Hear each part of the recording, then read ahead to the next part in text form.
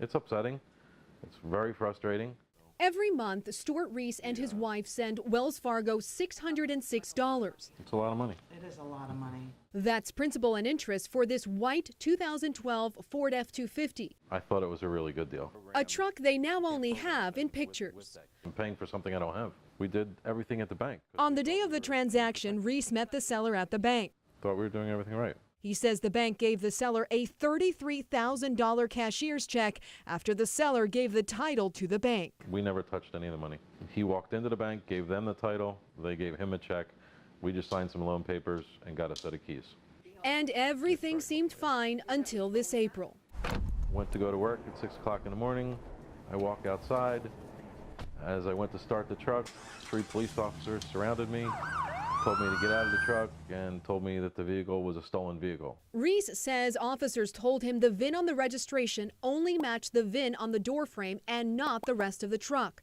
It turns out, he says, the VIN was cloned. He said, "You're not taking the truck anywhere." He said, "We're keeping the truck." He reached out to NBC6 Response when, after several phone calls with the bank, he realized they were still responsible for the entire loan. And Wells Fargo doesn't want to take any responsibility at all. They say they weren't defrauded.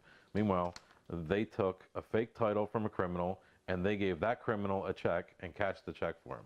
The couple received this letter from the Florida Department of Highway Safety and Motor Vehicles saying the title for the truck was issued in error.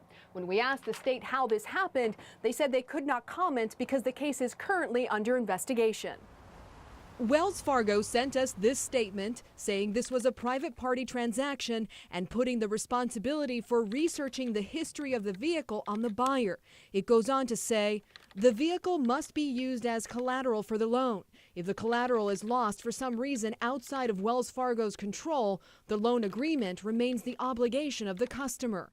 As a courtesy, Wells Fargo automatically reduced the interest rate to 0% and lessened the balance of the loan to refund the interest already paid. That's more than $2,300 in interest applied to the remaining balance. Reese says he was told his monthly payment would go from $606 to $475. He now drives a new truck, one he purchased straight from a dealer. I will always buy my vehicles from a dealer from now on, because the criminals are smarter and smarter.